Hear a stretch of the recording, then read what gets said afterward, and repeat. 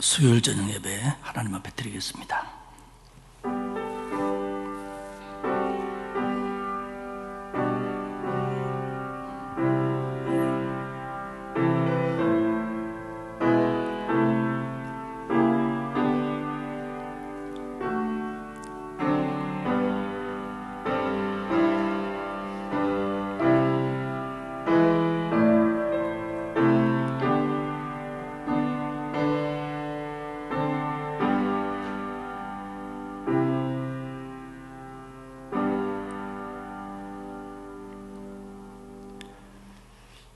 우리를 구원하사 자녀 삼아주신 하나님의 은혜와 사랑 진심으로 감사를 드립니다.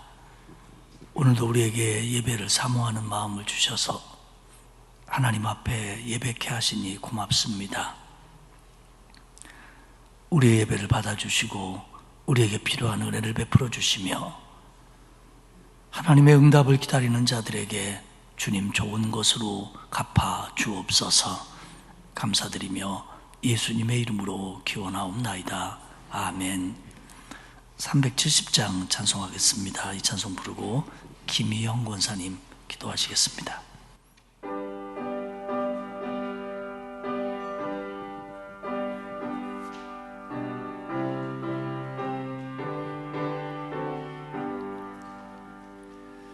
주 안에 있는 나에게 단 근심이 있으랴. 십자가 밑에 나가 내 짐을 풀었네. 주님을 찬송하면서 할렐루야 할렐루야.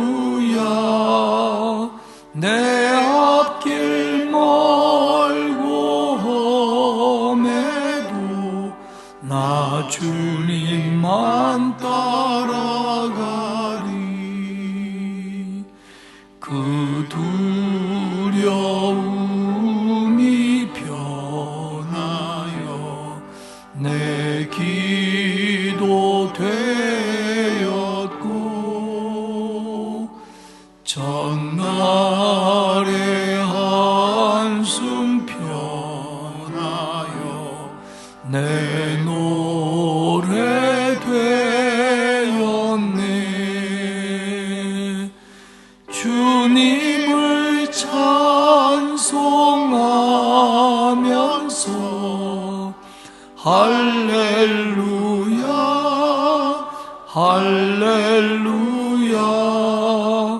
내 앞길 멀고 험해도 나 주님만 따라가리. 내 주는 자비하셔서 늘 함께 계시고 내 궁핍함을 아시고 늘 채워주시네.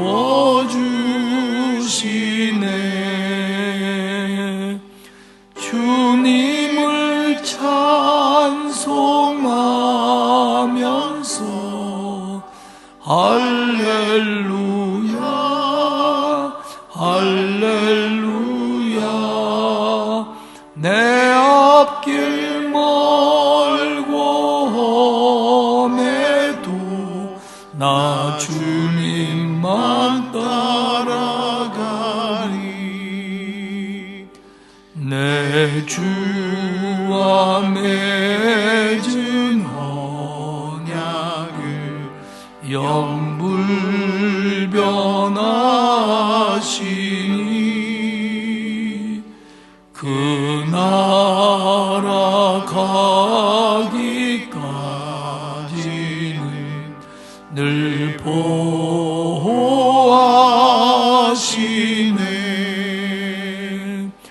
주님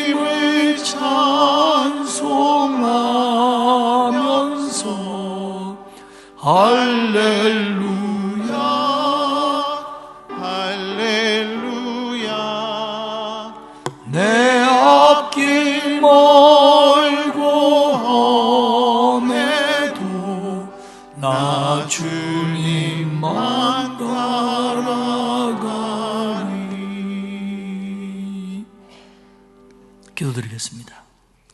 은혜와 사랑이 풍성하신 하나님 아버지, 오늘도 감사함으로 하루를 보내고 모여 예배 드릴 수 있도록 건강과 여건을 허락하여 주셔서 감사합니다.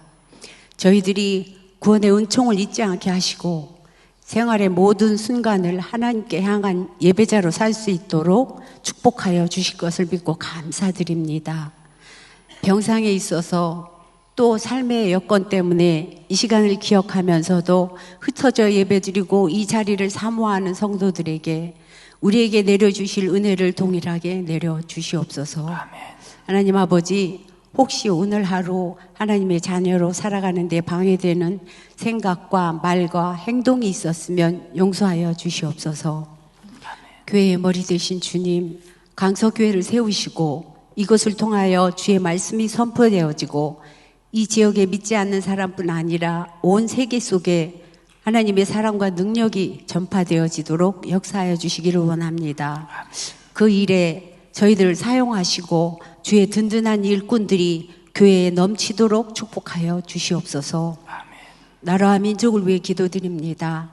역사의 주관자이신 하나님의 공의가 충만한 나라 되게 하시고 북녘 땅에도 주의 사랑이 전파되어서 자유롭게 하나님을 경배하는 나라로 통일되게 하여 주시옵소서.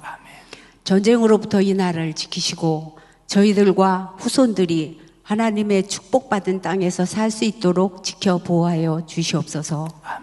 능력의 하나님, 병석에 있는 성도들이 있습니다. 또한 생활 속에서 여러 가지 문제로 고통받고 힘든 주의 자녀들이 있습니다. 주님 앞에 무릎 꿇고 부르짖는 기도를 들으시고 치유와 회복의 은혜를 내려주시기를 간절히 소원합니다. 이 시간 이덕한 목사님을 통하여 주시는 귀한 말씀이 우리 삶에 풍성하게 채워져서 옳은 길을 가게 하여 주시옵소서. 누리아 찬양대에 준비된 찬양을 기쁘게 받으시고 하나님의 임재 안에서 예배하는 시간 되게 하여 주시옵소서. 아멘. 이 모든 것을 귀하신 우리 주 예수님 이름으로 간절히 기도드리옵나이다. 아멘.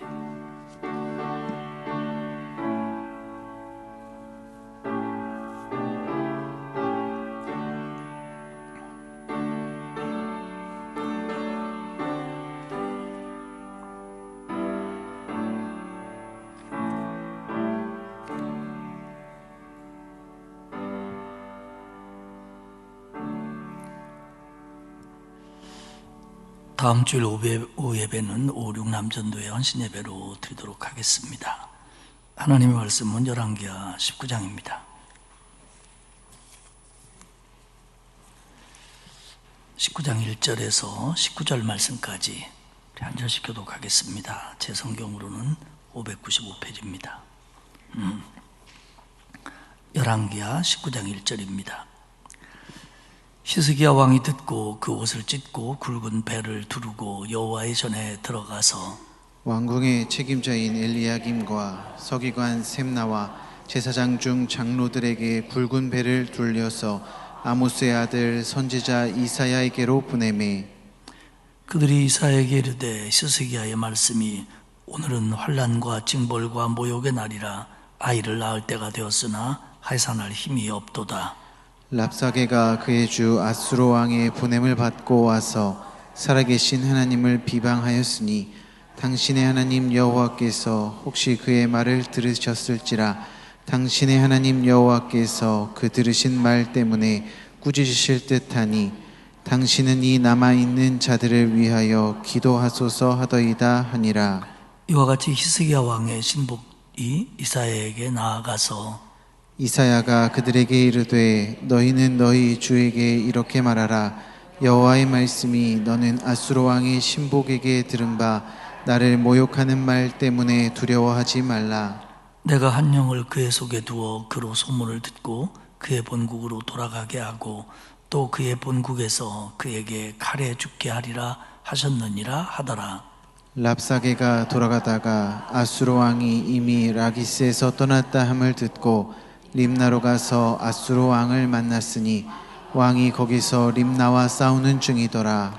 아수르 왕이 구스 왕 디르하가가 당신과 싸우고자 나왔다 함을 듣고 다시 히스기야에게 사자를 보내며 이르되 너희는 유다의 왕 히스기야에게 이같이 말하여 이르기를 내가 믿는 내 하나님이 예루살렘을 아수르 왕의 손에 넘기지 아니하겠다 하는 말에 속지 말라. 아수르의 여러 왕이 여러 나라에 행한 바 진멸한 일을 내가 들었나니 네가 어찌 구원을 얻겠느냐. 내 조상들이 멸하신 여러 민족 곧 고산과 하란과 레셉과 들라살에 있는 에덴 족속을 그 나라들의 신들이 건졌느냐. 하맛 왕과 아르밧 왕과 스발와임 성의 왕과 헤나와 야와의 왕들이 다 어디 있느냐 하라 하니라. 히스기야가 사자의 손에서 편지를 받아보고 여호와의 성전에 올라가서 히스기야가 그 편지를 여호와 앞에 펴놓고 그 앞에서 히스기야가 기도하여 이르되 그룹들 위에 계신 이스라엘의 하나님 여호와여, 주는 천하만국의 홀로 하나님이시라. 주께서 천지를 만드셨나이다. 여호와여 귀를 기울여 들으소서. 여호와여 눈을 떠서 보시옵소서. 사내립이 살아계신 하나님을 비방하러 보낸 말을 들으시옵소서. 여호와여, 아수르 여러 왕이 과연 여러 민족과 그들의 땅을 황폐하게 하고 또 그들의 신들을 불에 던져 싸우니 이는 그들이 신이 아니요 사람의 손으로 만든 것 곧 나무와 돌뿐이므로 멸하였나이다. 가질겠습니다. 우리 하나님 여호와여, 원하건대 이제 우리를 그의 손에서 구원하옵소서. 그리하시면 천하만국이 주 여호와가 홀로 하나님이신 줄 알리이다 하니라. 아멘. 예, 찬양 준비를 너무 열심히 하시려고 서두르신 것 같아요. 예. 괜찮으시겠죠? 예. 자, 이제 무슨 찬양대죠? 예, 누디아 찬양대가 하나님 앞에 영광을 돌리도록 하겠습니다.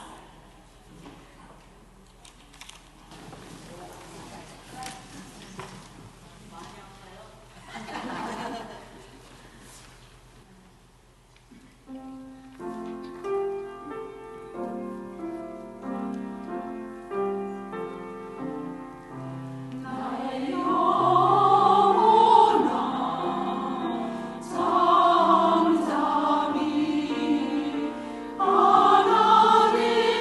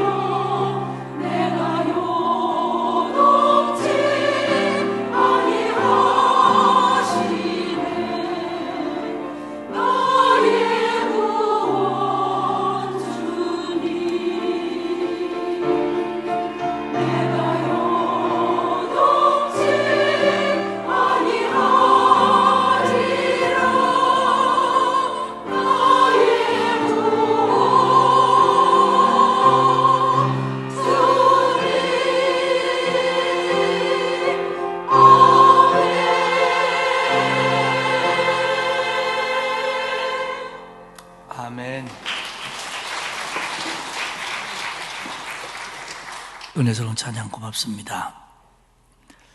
우리 지난 시간에 봤던 열왕기하 18장에 보면 히스기야가 이제 남왕국 유다의 왕이 되는 장면이 나옵니다. 25세 왕이 되어서 29년 동안 남왕국 유다를 통치했다 설명을 하고요. 히스기야가 남왕국을 통치하는 동안 북왕국 이스라엘이 아수르에게 망합니다. 열왕기하 18장 3절은 히스기야를 이렇게 평가를 합니다. 히스기야가 그의 조상 다윗의 모든 행위와 같이 여호와 보시기에 정직하게 행하여. 그러니까 그 열왕기서를 기록한 기자의 평가에 의하면 히스기야는 다윗 왕 다음으로 하나님의 보시기에 바른 왕이었다, 아름다운 왕이었다, 그런 표현입니다. 그래서 산당도 제거했고 그 돌로 만든 주상들도 다 깨뜨리고 나무로 만든 아세라 목상을 찍어버리고 심지어는 모세 시대부터 만들어져 내려왔던 놋뱀도 다 부숴버립니다. 그러니까 남왕국 유다의 신앙을 개혁하는 거예요. 그래서 하나님 보시기에 아름다운 나라, 아름다운 민족, 또 바른 왕이 되려고 노력을 했습니다.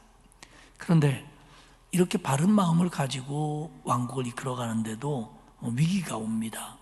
아수르가 중동에서 세력을 넓혀서 위에서부터 밀고 내려와서 수리아를 무너뜨렸고요.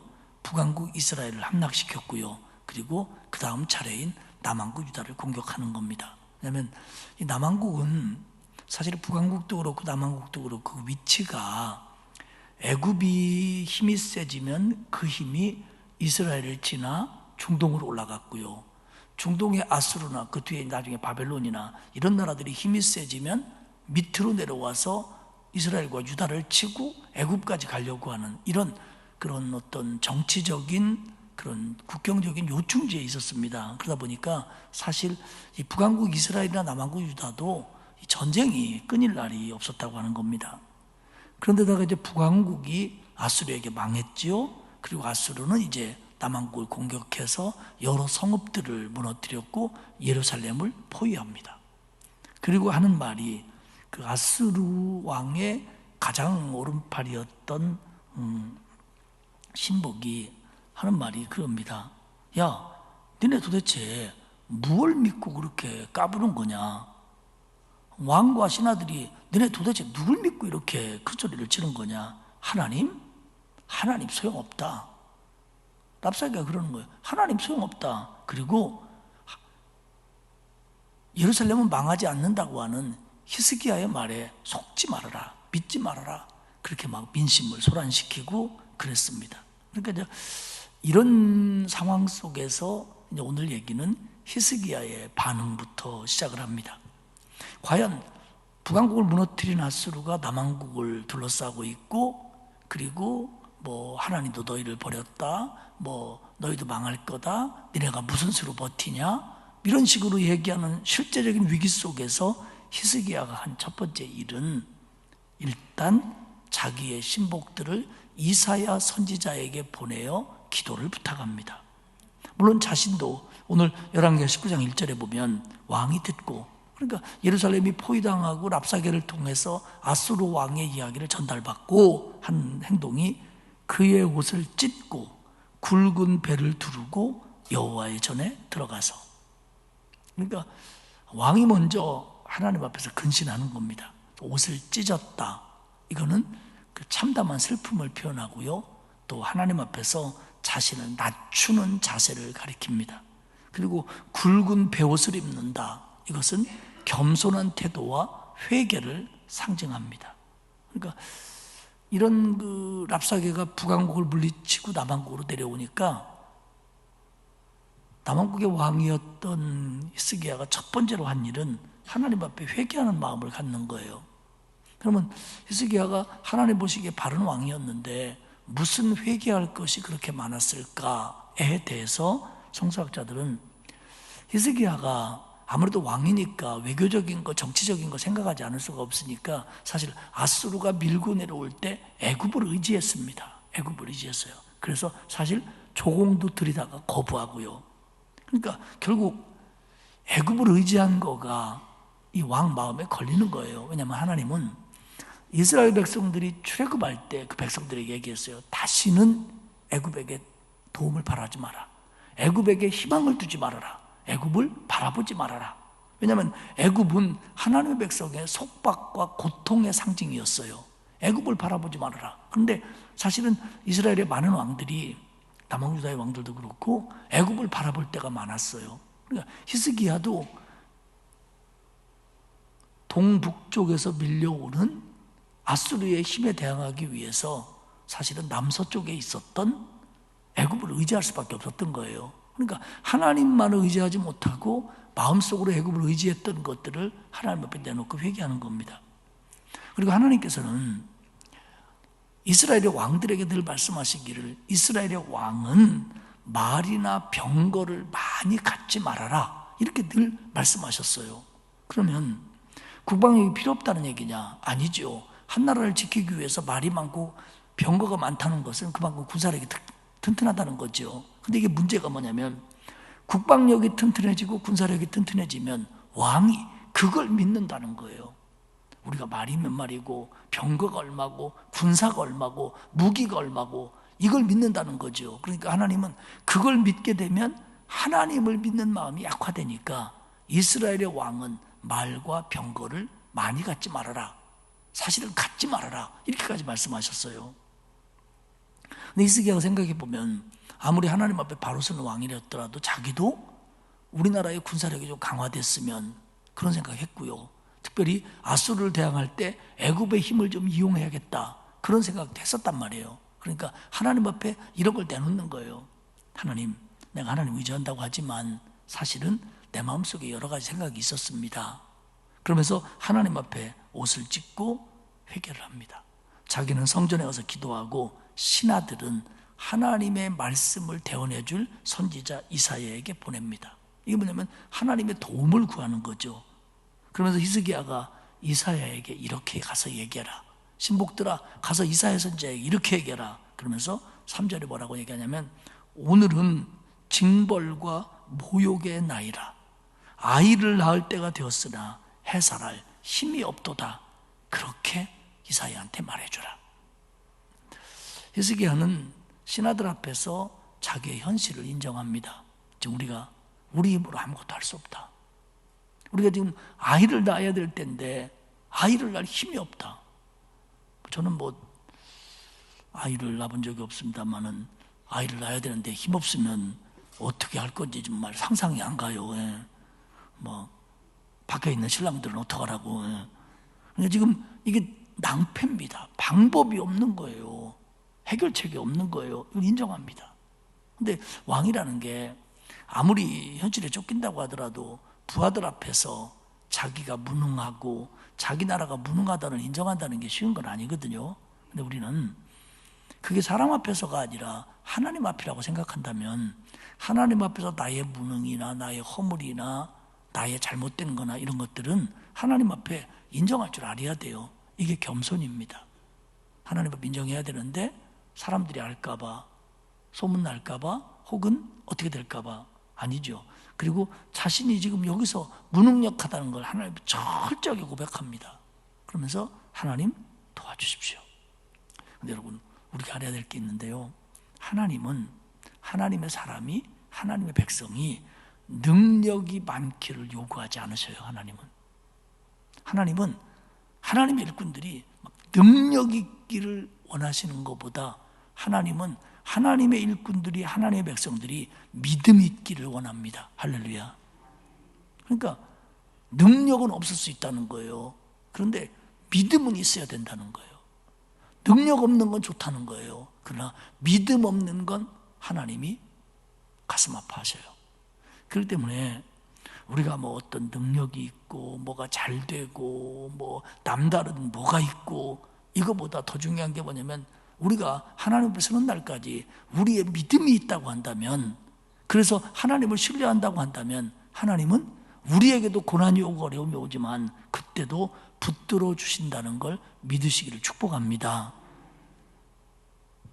그러면서 그들을 보내면서 얘기하는 거예요. 랍사게가 아수르 왕의 본함을 받고 와서 살아계신 하나님까지 비방했습니다. 나는 랍사게가 하나님을 비방한 것이 두렵습니다.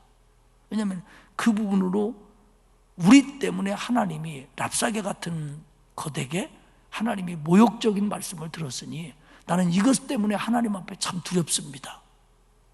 하나님한테 그런 말을 우리가 듣게 했다니. 예를 들어서 예루살렘이나 유다의 군대가 강했더라면 그런 소리 못했을 거 아니에요. 그러니까 우리 때문에 하나님이 그런 얘기를 들었다는 것이 우리는 하나님 앞에 참 두렵습니다.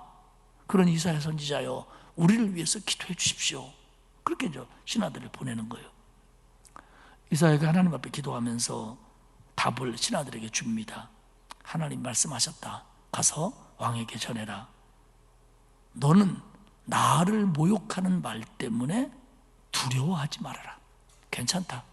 나를 모욕하는 말 때문에 왕이여 두려워하지 말아라. 실제로 이렇게 합니다. 내가 한 영을, 하나님이 한 영을 그의 속에 두어 아수르 왕에게 두어 그로 소문을 듣고 그의 본국으로 돌아가게 하고 또 그의 본국에서 그에게 칼에 죽게 하리라 하셨느니라. 하나님께서 이사야를 통해서 히스기야에게 주는 응답은 뭐냐면, 첫째, 두려워하지 말아라. 아수르는 예루살렘을 무너뜨리지 못하고 본국으로 돌아갈 거다. 실제적으로 아수르 역대기나 이런 역사적인 그래도 예루살렘이 아수르에 의해서는 함락되지 않았다고 기록되어 있습니다. 그러니까 그렇게 막강한 군대가 예루살렘을 오랫동안 포위했는데 예루살렘을 못 무너뜨린다는 거예요. 이사야가 얘기한 대로 하나님 말씀하셨다. 두려워하지 말아라. 그들 돌아갈 거다. 그들 돌아갈 거다.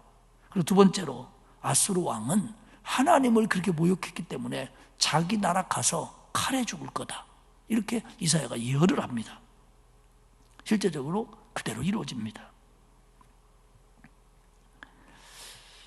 이 아수르 왕이 사실은 랍사게 장군의 입을 통해서 얘기한 거죠. 그들이 뭐라 했냐면 늘 그랬잖아. 야, 너네 여호와 하나님이 다른 민족의 신하고 다를 게 뭐 있냐? 다른 민족의 신이라고 하는 건 우상이고 신도 아니죠. 근데 랍사게가 볼 때는 똑같다는 거예요. 아수르가 볼 때는 똑같다는 거예요. 모든 왕들이 아수르 왕을 못 이겼고 그 민족의 신들이 아수르의 공격을 막아주지 못했으니까 너희 유다가 믿는 여호와도 우리의 공격을 막아주지 못할 거다. 그러니 하나님도 너희들 못 지켜준다. 속지 말아라. 속지 말아라. 하나님한테 속지 말고 왕한테 속지 말아라.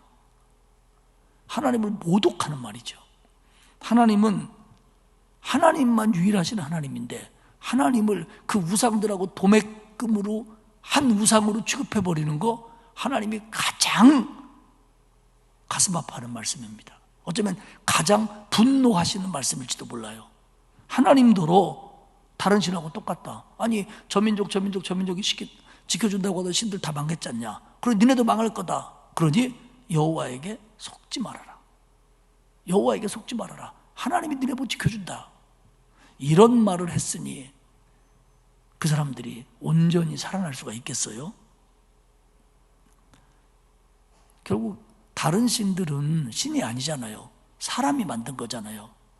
기원도 사람이 만들고 모양도 사람이 만들고 방법도 사람이 만들고, 그러니까 사람이 만든 거예요. 신이 아니에요. 우상이에요. 원래부터 힘이 없던 거예요. 그걸 하나님하고 비교해서 똑같게 취급하니까 하나님은 견딜 수 없어 하시는 겁니다. 그런 상태에서도 두 번째 얘기는 계속되는 아수르의 위협입니다. 랍사게가 예루살렘을 포위하고 있다가 무엇 때문인지 아수르 왕이 진치고 있는 라기스로 갑니다. 가보니까 아수르 왕이 라기스의 본진을 데리고 있어야 되는데 어떻게 된 일인지 아수르 왕이 림나로 가 있는 거예요. 왜 갔냐면 9절에 보면 구스는 에디오피아를 가리킵니다. 구스 왕 디르하가가 아수르 왕과 싸우러 올라왔다. 그 에디오피아는 애굽, 이집트 바로 아래에 있습니다. 그러니까 여기서 바다를 건너서도 이스라엘에 올 수 있고 바다를 건너 오늘 사우디 광야를 거쳐서 예루살렘으로도 올 수 있습니다. 지금 그 아수르 군대가 남한국 유다 땅에 와서 그 그 유다 땅의 라기스라고 하는 도시를 자기들의 본진으로 삼고 예루살렘으로 랍사게를 보내서 공격하고 있는데 반대쪽에서 이디오피아 군대가 온 겁니다. 그러니까 왕은 이 군대를 막기 위해서 림나로 내려갔어요. 그런데 이 디르하가라고 하는 이 에디오피아 왕이 그 역사적인 정설의 문헌에 의하면 나중에 애굽의 바로까지 됩니다. 그러니까 이 이집트라고 하는 나라가 여러 민족이 섞여 있었고 그리고 정권 왕조가 많이 바뀌는데 이 디르하가라고 하는 이집트 왕조가 사실은 에디오피아 왕조가 애굽까지 징벌을 하고 애굽의 바로가 돼버려요. 그럴 정도로 막강한 군사력을 가지고 있었던 그런 왕입니다. 그러니까 이 군사가 아래에서 올라오니까 이제는 아수르는 예루살렘을 무너뜨리는 게 문제가 아니고 그 군대를 막아야 되는 거예요. 그래서 예루살렘을 포위했던 군사들을 빼서 그쪽으로 군사들을 보강시키는 겁니다. 이게 역사적으로 있었던 일입니다. 그러면서도 그들은 또 예루살렘을 위협하고 하나님을 모독하는 거예요.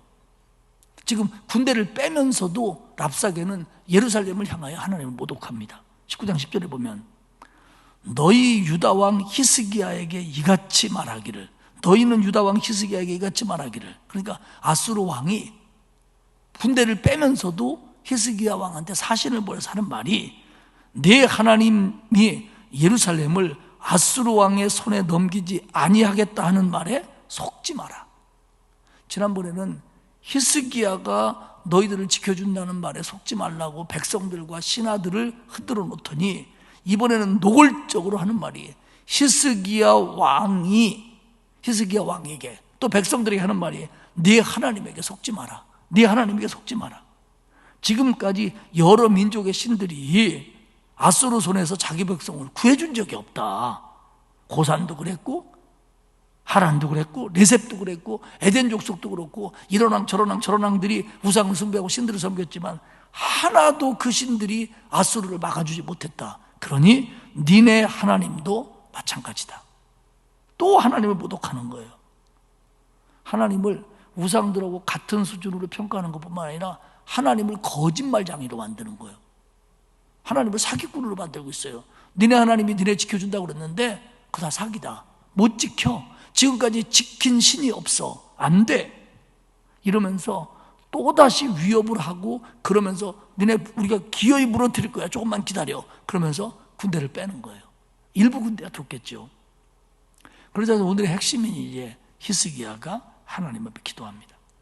히스기야가 아수르 왕이 보낸 그 신하들이 가져온 서신, 그 편지를 들고 하나님 앞에 가서 펴놓는 거예요. 하나님 보십시오. 물론 그거 안 폈다고 하나님 모르겠어요? 근데 펴놓는 겁니다. 그리고 15절에 기도합니다. 이스라엘 하나님 여호와여, 주는 천하만국의 홀로 하나님이십니다. 주께서 천지를 만드셨습니다. 근데 하나님, 산헤립이 살아계신 하나님을 비방하려고 보낸 말을 좀 한번 듣고 보십시오. 그놈이 하는 말이 여러 왕 여러 민족 그들의 땅을 황폐하게 했고, 산헤립이 여러 왕 여러 땅들을 황폐하게 했고, 산헤립이 그들의 신을 불에다 던졌는데도 그런 것들은 신이 아닌데, 그런 것들은 사람의 손으로 만든 건데, 나무와 돌에 칠하지 않는 건데 우리 하나님을 그렇게 취급하고 있습니다. 그러면 19절에 얘기합니다. 우리 하나님 여호와여, 원하건대 이제 우리를 그의 손에서 구원하시옵소서. 그리하면 천하만국이 주 여호와가 홀로 하나님이신 줄 알리이다. 이렇게 히스기야가 성전에 들어가서 기도하는 거예요. 요 히스기야의 기도의 내용이요, 시편의 탄원시 혹은 탄식시의 전형적인 스타일을 가지고 있어요. 그러니까 보통 이제 그러니까 이스라엘 백성들이 하나님 앞에 탄원할 때, 탄식할 때 다 이런 식으로 하나님을 빼달린 거예요. 첫째는 하나님을 인정해요.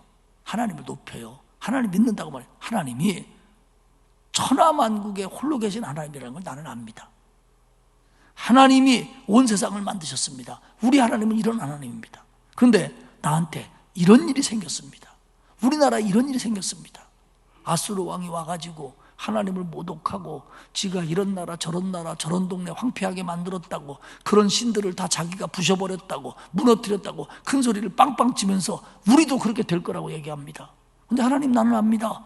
그건 돌에 지나지 않았고 그건 나무에 지나지 않았기 때문에 얼마든지 그가 그렇게 할 수 있었지만 하나님, 우리 하나님은 그가 그렇게 못할 줄로 나는 믿습니다. 그러니 하나님, 우리를 도와주십시오. 우리 유다를 지켜주십시오. 예루살렘을 보호해 주십시오. 그러면 천하만국이 야, 정말로 예루살렘의 하나님, 유다의 하나님, 이스라엘의 하나님은 진짜 하나님이구나, 그렇게 말할 겁니다. 그러니 하나님, 우리를 좀 구원해 주십시오. 그렇게 기도하는 거예요.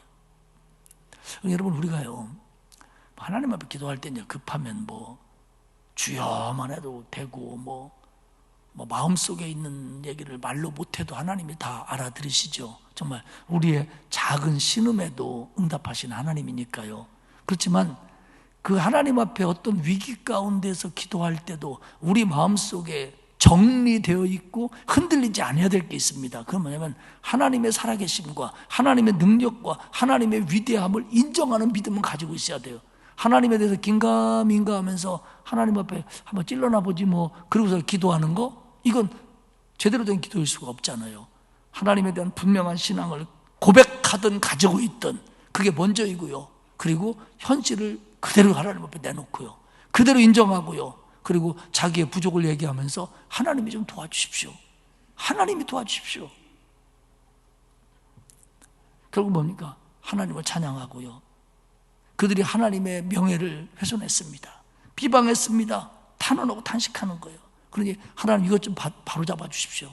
저놈들 물리쳐 줘야 하나님의 이름도 높아지고 우리도 삽니다. 근데 하나님, 저것들이 셉니다. 우리는 약합니다. 그러니 하나님밖에 도와줄 분 없습니다. 하나님, 우리를 구원해 주십시오. 가끔요, 사람들이 이제 잘못을 인정할 때나 혹은 도움을 바랄 때, 도움을 청하러 와서도 막 자존심을 세우고 잘난 척하는 사람이 있어요. 그러면 그런 얘기를 들으면서 속으로 어떤 생각이 드냐면, 그런데 왜 나한테 그런 도움을 청하지? 그리고 잘났으면 지가 하지? 이렇게 생각이 들 때도 있어요. 그러니까 우리가 하나님 앞에서, 하나님은 정말 우리를 다 아는데, 저는 제가 다른 사람에게 도움을 청할 때도 저 사람이 제 마음을 다 모르고, 누군가가 나한테 도움을 청한다고 할지라도 제가 그 사람 마음을 다 모르는데, 하나님은 우리가 기도할 때 우리 마음을 다 안단 말이에요. 우리 형편을 다 안단 말이에요. 우리의 잘못도 안단 말이에요. 근데 하나님 앞에서 자존심을 세우거나 거기서 멋을 부리거나 이럴 여지가 없는 거잖아요. 그냥 하나님 믿는 마음, 내가 하나님을 의지하는 마음, 그거 그대로 고백하고, 그리고 내 형편이 어떻다는 거, 지금 내가 해결할 수 없다는 거 하나님 인정하고, 그리고 하나님 앞에 매달리는 거예요. 그러면서 옷을 찢는 자세로 겸손하게 낮추고, 배옷을 두르는 마음으로 회개하고, 그럴 때 그것이 진짜 하나님의 마음을 움직이는 기도가 된다는 걸 잊지 않으시기를 축복합니다. 그랬더니 하나님이 응답을 하셔요. 이사야를 통해서 히스기야 왕에게 이렇게 말합니다. 20절에 보면 하나님이 왕의 기도를 들으셨습니다. 21절에 이렇게 말합니다. 하나님이 당신한테 이렇게 말씀하셨습니다. 그러면서 그 기도의 응답을 통틀어 보면 소망적이에요. 예루살렘 무너지지 않는다. 아수르 왕 예루살렘에 못 들어온다. 이게 하나님이 이사야를 통해서 히스기야에게 전하라는 말입니다. 그리고 너희는 아수르 왕에게 이렇게 말해라. 21절에 보면 처녀딸 시온이 너를 멸시하며 너를 비웃었으며 딸 예루살렘이 너를 향하여 머리를 흔들었느니라. 이 시제가 과거의 것처럼 되는데 세번역 같은 번역을 보면 미래형으로 되어 있습니다. 무슨 얘기냐면 앞으로 니네가 포위해서 어쩌고 저쩌고 떠들었던 예루살렘 사람들이 너를 비웃을 거다. 그리고 너희들이 후퇴하는 모습을 보면서 네 뒷모습을 보면서 머리를 흔들 거다. 니네는 안 돼. 이렇게 할 거다. 근데요, 표현이 재밌는 게 뭐냐면 처녀 딸 시온이, 딸 예루살렘이, 그러니까 예루살렘과 시온을, 공동체를 여성으로 비유해요. 이게 무슨 얘기냐면 사실은 전쟁은 요새는 뭐 여군도 있고 뭐 요새는 뭐 여자들도 막 무서운 사람들은 남자 막 좁혀고 막 이래갖고 맞는 신랑도 많고 뭐 저는 아직 맞아보진 않았습니다만 또 살다 보면 모르지요. 예. 그런데 보편적으로 전쟁이 나면 이 여자들이 피해를 많이 봐요. 전쟁 나면 여자들이 막 폭행도 당하고 힘도 없고 그러니까. 그런데 여기서 여자들이 너희들 비웃을 거다. 니네가 얼마나 하찮은 군대면.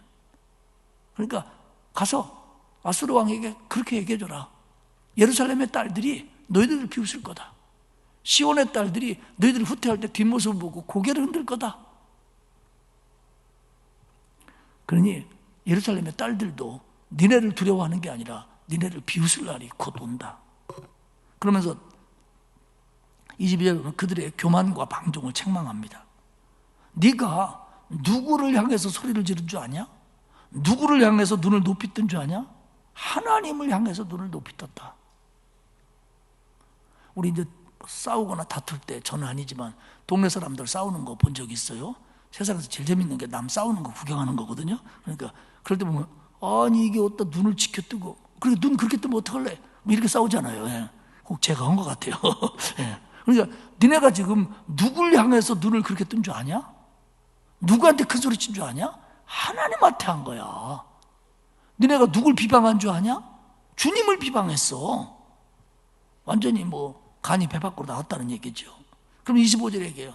나라의 흥망성쇠는 하나님이 정하시는 건데 니네가 뭘 어떻게 하겠다고 눈을 지켜뜨고 큰 소리를 지르고 비방을 하는데 그거 니네들 하나님한테 한 거야. 하나님한테 한 거야. 그러면 28절에 얘기합니다. 너의 교만한 말이 내 귀에 들렸도다. 그러므로 내가 갈고리를 내 코에 꿰고 재갈을 내 입에 물려 너를 오던 길로 끌어 돌이키리라. 아수르 왕 랍사게 니네 얼마나 교만한지 내가 다 들었다. 그래서 내가 갈고리를 너의 코를 낄 거다. 그리고 재갈을 네 입에 물릴 거다. 여러분 이게 왜 지금 가축들이나 이런 거에 재갈을 물리는 건 뭐냐면 통제하기 쉽게 하는 거잖아요. 그러면 자기들 마음대로 못 하잖아요. 우리 그런 말 하죠. 코 꼈다고. 여러분 누가 갈고리로 코를 껴가지고 잡아다니면 안 따라갈 재간이 있습니까? 나는 내가 그걸 자존심 있지 안 따라가. 그러다가 어떻게 돼요? 찢어져요. 그러니까 이게 뭐냐면 니네 사내립도 그렇고 뭐 랍사게도 그렇고 니네 군대도 그렇고 이제 나한테 코 꼈어. 내가 끌고 가는 대로 올 수밖에 없어. 니네 맘대로 안 돼. 내가 너를 오던 길로 돌아가게 할 거다. 니네 나라로 돌아가게 만들 거다. 이사야야 그들에게 그렇게 말해주라. 30절에 얘기합니다. 유다 족속 중에 피하고 남은 자는 아직 이 전쟁에서 죽지 않은 자들은 다시 아래로 뿌리를 내리고 위로 열매를 맺을지라. 유다 망하지 않는다. 뿌리 다시 내릴 거고 열매 다시 맺을 것이다. 그럼 31절에 여호와의 열심히 이 일을 이루리라 하셨느니라. 이건 하나님이 반드시 하실 거다. 이건 히스기야가 하는 것도 아니고 유대 군대가 하는 것도 아니고 우연히 되는 것도 아니다. 하나님이 하실 거다. 그러면서 하나님이 하신다는 걸 강조하기 위해서 여호와의 열심이라는 표현을 씁니다. 여호와의 열심. 하나님이 무슨 일을 하면 뭐 열심히 했다, 게을르게 했다 그러시겠어요? 열심히 하면 되고 게을르게 하시면 안 되겠어요? 하나님은 그런 거 없잖아요. 하나님이 하시면 되잖아요. 그런데 하나님이 이 일에 대해서 얼마나 분명하게 생각하시는지 그 표현을 하나님의 열심이라고 표현합니다. 하나님의 열심. 33절에 다시 강조해요. 오던 길로 돌아가고 이 성에 이르지 못하리라 하셨으니 이는 여호와의 말씀이시라. 그래서 34절에 하나님 뭐라고 하시냐면요. 내가 나와 나의 종 다윗을 위하여 이 성을 보호하여 구원하리라. 아니 다윗이 세상 떠난 지가 언젠데 하나님은 아직도 다윗을 생각하셔요.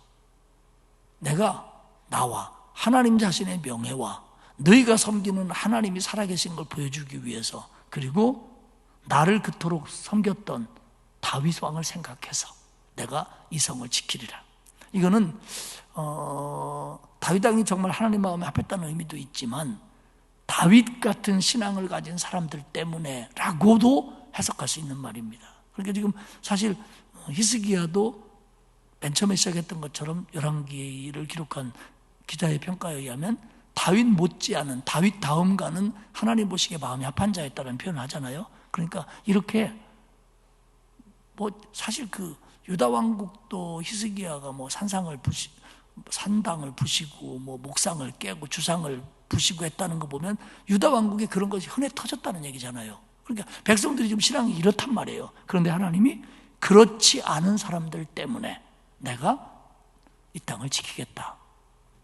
사랑하는 여러분, 하나님께서 소돔과 고모라가 의인 10명이 있으면 지켜주겠다 그렇게 말씀하시거든요. 그러니까 결국 우리가 뭐 세상이 다 어떻게 이렇게 생겨 먹었어, 말세요, 뭐 하지만 사실은 그게 문제가 아니라 그 중에서 하나님 마음에 합한 자가 적다는 게 문제라는 거예요. 그러니까 이 구약에 계속 흐르고 있는 사상 중에 하나가 이 남은 자 사상이거든요. 오늘도 하나님 그렇게 말씀하셨잖아요.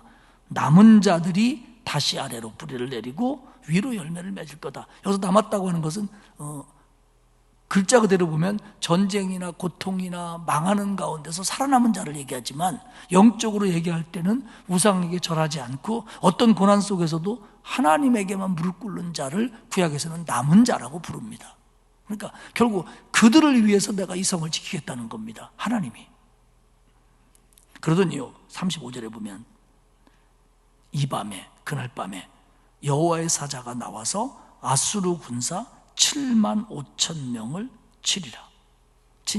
그러니까 예루살렘에서 군사를 뺐지만 여전히 그 예루살렘 주변에 군대가 있었고 그리고 유다 내에 아수르의 군대가 있었단 말이에요. 그런데 어떻게 된 일인지 그날 저녁에 아수르 군대가 18만 5천이 죽습니다. 성서학자들은 이게 뭘까에 대해서 궁금증을 가져요. 그런데 아무도 정확한 답을 내놓지 못합니다. 왜? 하나님이 하신 일이니까요. 추측은 합니다. 이스라엘 백성들이 애굽에서 나올 때 10번째 재앙처럼 죽음의 기운이 와서 장자를 죽인 것처럼 그런 역사가 아니겠느냐. 혹은 어떤 전쟁을, 밤사이에 있었던 전쟁을, 근데 뭐 유다하고 싸운 건 아니에요. 근데 어떤 계기가 있어서 뭐 서로 내란이 일어났던, 전쟁이 일어났던 그런 거에 의했던 죽음을 이렇게 표현한 게 아니겠느냐 이렇게 봐요. 근데 어쨌든 그 밤에 하나님의 역사로 18만 명이 죽었다는 거예요. 그러니까 아수르는 더 이상 싸울 수가 없는 거예요. 그래서 군사를 빼서 자기 나라로 돌아갑니다. 실제적으로 유다가 싸운 것도 아니고 유다가 막강해진 것도 아니고 유다 때문에 어떤 위기의식을 느끼지도 않았는데 아수르 왕이 사네립이 그리고 납사게가 돌아갈 이유가 없어요. 이제 다른 데 다 점령했고 예루살렘만 무너뜨리면 되는데 돌아갈 이유가 없어요. 그런데 돌아갑니다. 역사적으로 돌아갔어요. 예루살렘 무너뜨리지 못하고. 그런데 그거에 대해서 성경은 이렇게 말하는 거예요. 그날 밤에 이런 일이 있었다. 물론 아수르의 역대기나 이런 얘기는 그날 밤에 있었던 일에 대해서 기록하고 있지 않습니다. 그러나 예루살렘을 정복하지 못하고 돌아갔다는 얘기는 기록되어 있어요. 하나님의 역사라는 거예요.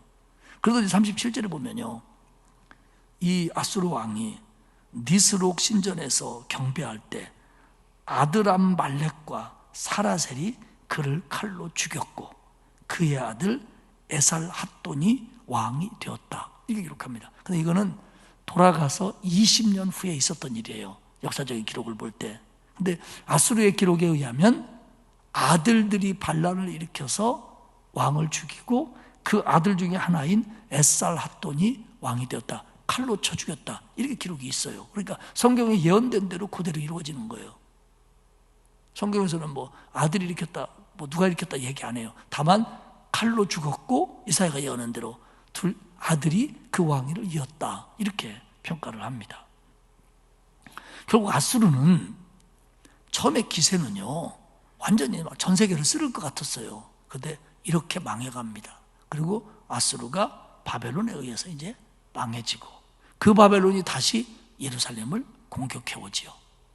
그래서 이제 나중에 예루살렘도 한참 뒤에 한 100년, 150년 뒤에 결국 망하게 되는 겁니다. 어쨌든 지금은 때가 아니라는 거예요. 근데 사실은 이렇게 기회를 줬는데 남방구 유다와 예루살렘 사람들이 하나님을 온전히 돌아서지를 못해요. 그래서 결국 하나님이 그들을 심판하시는 겁니다. 이게 이제 열왕기의 마지막에 가서 나오는 부분인데 너무 결론까지 말씀을 드렸습니다. 자, 설교를 마치겠습니다.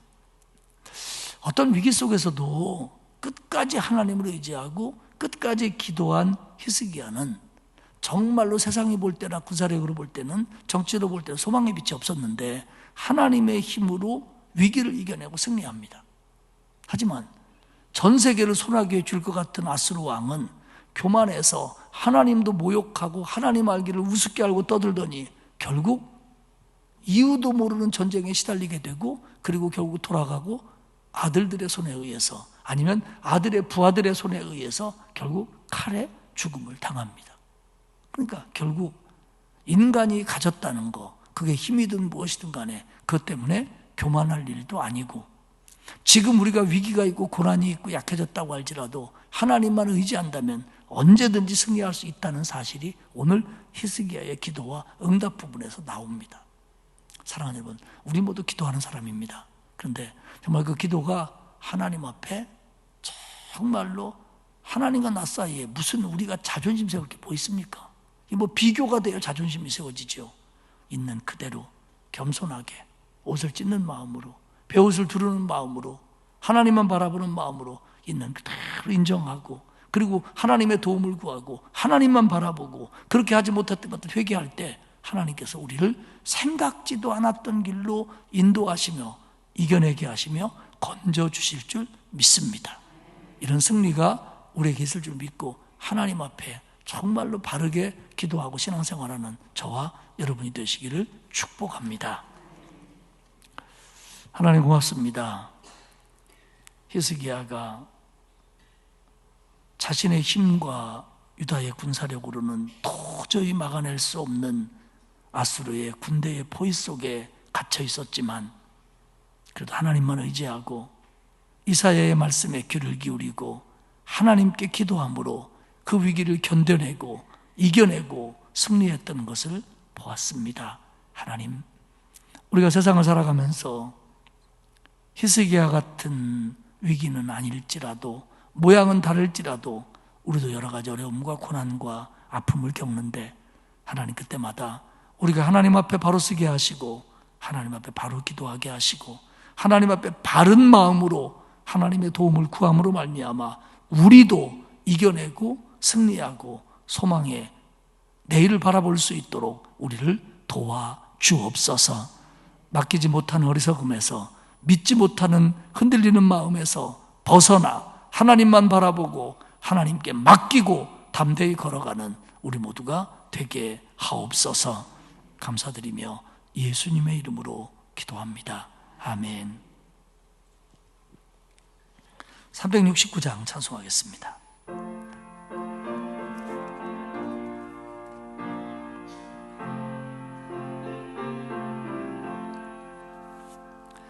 죄짐 맡은 우리 구주 어찌 좋은 친구인지, 걱정 근심 무거운지 우리 주께 맡기세.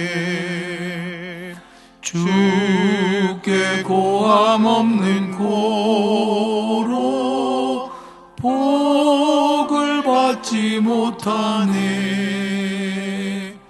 사람들이 어찌하여 아랠 줄을 모를까.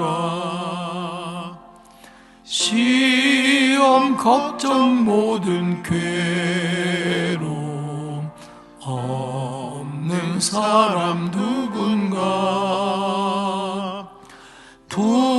부질없이 낙심 말고 기도드려 아뢰세.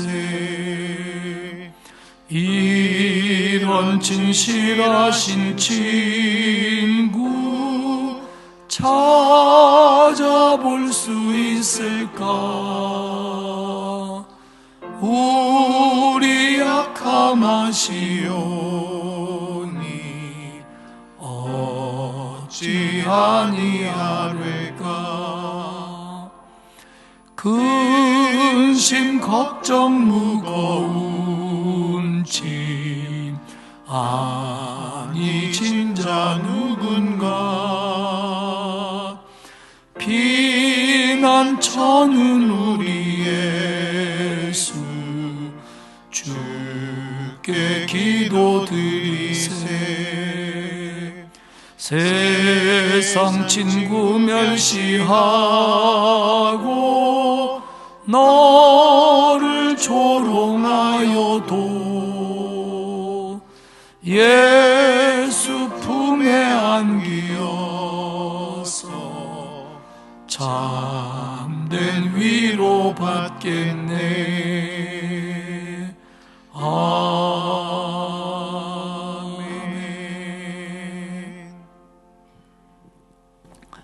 우리 옆에 계신 분들과 이렇게 인사하겠습니다. 주께 맡깁시다. 반대분에게 이렇게 인사합시다. 주님이 도와주십니다. 기도하겠습니다. 풍전등화와 같은 국가적 위기 속에서 하나님께 모든 걸 맡기고 옷을 찢으며 기도했던 히스기야의 믿음을 배우게 하여 주옵소서. 아무리 힘들어도 주님 살아계시기에, 아무리 고난 속에 있어서 하나님 나를 사랑하시기에 내가 믿음으로 바라고 맡기고 기도하면 이겨내게 하실 줄 믿습니다. 그 믿음을 우리에게 굳건하도록 만들어 주옵소서. 우리 성도들 물질 문제로, 건강 문제로, 가족 문제로, 직장과 사업으로, 또 말할 수 없는 문제로 무거워하고 힘들어하고 쓰러질 것만 같은 상황일지라도 하나님 바라보고 하나님께 맡기고 하나님의 음성에 귀 기울이며 기도하며 이겨내게 하옵소서. 아니 하나님, 이겨내도록 붙들어 주옵소서. 그래서 하나님을 노래하며 찬양하며 감사하며 살 수 있도록 책임져 주옵소서. 남은 한 주간도 하나님 우리와 함께 하시고 우리를 붙들어 주시어서 질병과 사고와 위협과 유혹으로부터 우리를 지켜 주옵소서. 돌아가는 발걸음 하나님 책임져 주시고 오늘도 이 저녁에 하나님 앞에 귀한 예물 드린 손길이 있사오니 그 감사를 받으시며 응답하여 주옵소서. 감사드리며 예수님의 이름으로 기도합니다. 아멘. 하늘에 계신 우리 아버지, 아버지의 이름을 거룩하게 하시며 아버지의 나라가 오게 하시며 아버지의 뜻이 하늘에서와 같이 땅에서도 이루어지게 하소서. 오늘 우리에게 일용할 양식을 주시고 우리가 우리에게 잘못한 사람을 용서하여 준 것 같이 우리 죄를 용서하여 주시고 우리를 시험에 빠지지 않게 하시고 악에서 구하소서. 나라와 권능과 영광이 영원히 아버지의 것입니다. 아멘.